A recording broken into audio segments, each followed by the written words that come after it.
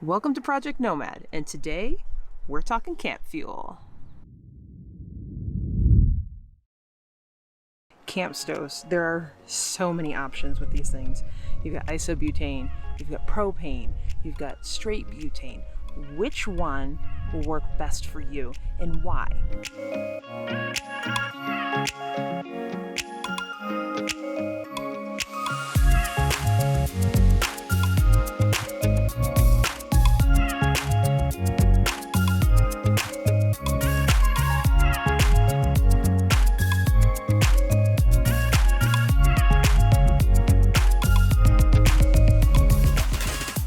Welcome to Project Nomad, and today we're talking camp stoves. So one of the biggest problems I had when I first started car camping was, somewhat ironically, my stove.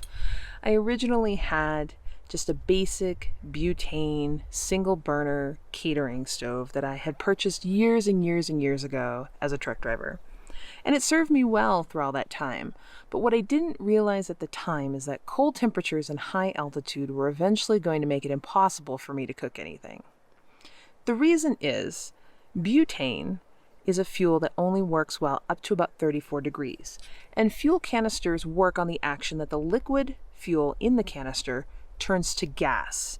And it needs to be warm enough, and it needs to be a pressure difference between the outside and the inside of the can for that to happen. However, at about 34 degrees, actually even a little bit warmer than that, butane starts to fail in that action and it remains liquid in your canister. The problem being is your stove doesn't know how to handle the liquid fuel. So, what do? Well, if you're running on just butane, you are out of luck and you are eating a cold breakfast and not having a hot cup of coffee in the morning. That happened to me once when I was out at the San Rafael Swell in Utah. Did not know this about butane, had my little butane burner, and it got down to 2 degrees that night. All I wanted was a cup of coffee in the morning, and the stove barely lit. 45 minutes later, I didn't even have room temperature water. After that trip, I decided I needed to learn a little bit more about how the action and mechanisms were for these things on the road. So I got online, and I found a really, really good video from REI about this topic, and I'll stick it up here, or maybe here. I don't remember where they go. And I settled on an isobutane stove that has a propane blend. You say to yourself, well, why don't I just buy those green propane cylinders? And you can. Honestly, propane is good down to, I believe, minus 40. If I'm wrong, I'll put it up here. But about minus 40 degrees. But the cylinders are heavy, so they can be bulky, and you can't always recycle them. Some communities will actually let you recycle these when you're done with them, but just check with where you are. The other factor that led me to this stove and this fuel type here is that, if you can see on here, I don't know, it's a little dark, but this is 4-season rated fuel. It's a blend, so you get the best of all the worlds. You get the low temperatures of propane, the ease of combustion of butane. It's just trying to get the balance of everything while still having a good amount of fuel with good burn time and efficiency, in a fairly light can, because of course if you're a backpacker, you're concerned about this. This does come in 8-ounce canisters or 4-ounce. I buy the larger ones just because it's less waste that I have to generate. I have seen on occasion a larger canister. I want to say it's about 16 ounces, but I could only imagine how long it would take me to go through 16 ounces of isobutane. This 8-ounce canister does last me several months, going out monthly. So, yeah, don't worry about being a total overkill, and especially if you're out somewhere and you're in your car. There's usually a sporting goods store somewhere along the way, or a hunting store, or even any farm stores anymore carry a lot of this stuff, where you can restock on your fuel. This stove is a remote canister because the canister attaches to this end and it's separated from the actual stove burner part itself. There are stoves that sit directly on top of the canisters, and those are more typical. They're also lower priced. The one reason I went with this particular stove was because I could take my handy dandy fuel canister and just spin this on here. You just spin it up until you hear the hissing, and then until it stops. All right. And so if I was to light this stove now, all I would have to do is have just enough gas to warm up this little tube right here. This little tube is like a preheater tube. And once that's warm and glowing, I have the ability with this stove to flip this canister over. This is called inverted mode. You don't want to start it in inverted mode, but you can put it into inverted mode for stoves that have this function. And that allows my stove to actually use the liquid fuel in the canister, which gives you a lot more time before the whole thing freezes up and refuses to do anything.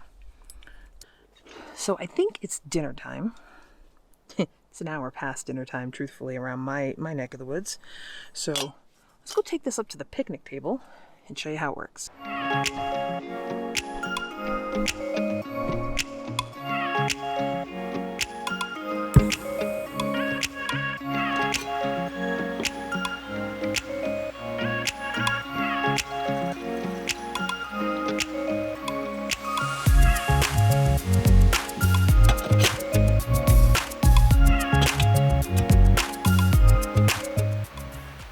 So tonight I'm going to try a new meal to me. This is the Peak Refuel home style chicken and rice. It looks like it reminds me of like the cream of soup rice casseroles. We'll find out. They say add 1 cup of boiling water to the pouch. So I used to eyeball this and it worked more or less okay, but sometimes I would end up with soup and sometimes I would end up with something that was crunchy and wasn't supposed to be. So I bought an Elgin bottle the last time out to actually properly measure things, and I have to admit, it does work better. I'm not a huge fan of having to measure everything out, but the one plus with the Elgins is that they do not melt when you add boiling water. So I can pour the water into the kettle and then just pour out what I need from that.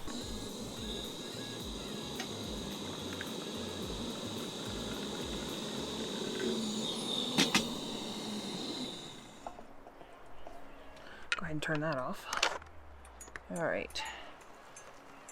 Pour this into this pouch.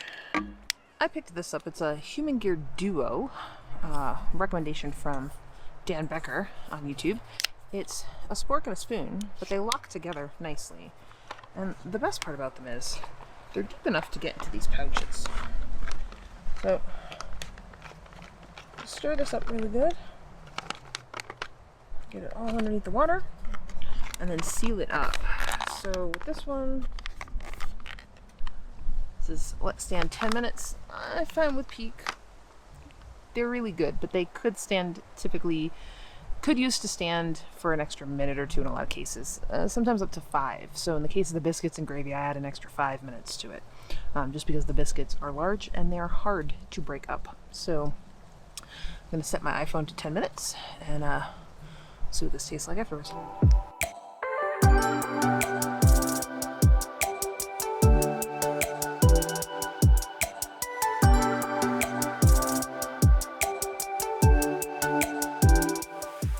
All right, well, our 10 minutes are up. So, the one thing I will say, there's not a single dehydrated meal made that doesn't look like mush after you've rehydrated it. So they don't look very good. I mean, it's kind of what you get when you get a casserole that's had water added to it. But we'll see. I'm generally not a fan of cooked carrots, so.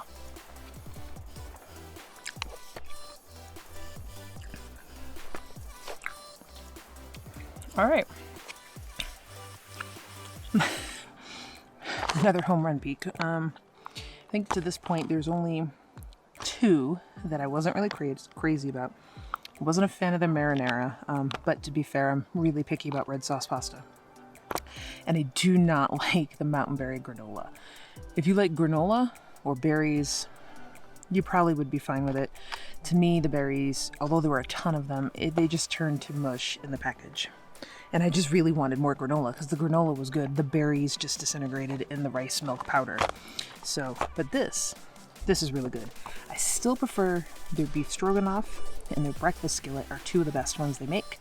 Followed up closely by the biscuits and gravy. And the chicken Alfredo is the bomb. So with that, I'm gonna eat my dinner,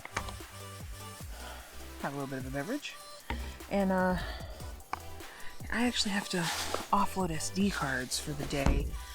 Having gone to the Bear and Wolf Center, I have some full SD cards that I need to download, and that is my chore for the evening at camp.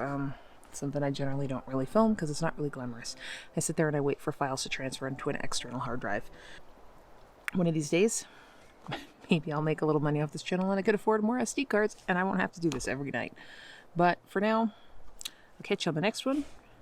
I need to download some footage, eat my dinner, and then it's off to bed because tomorrow I have an early start to get to Yellowstone National Park. See you there.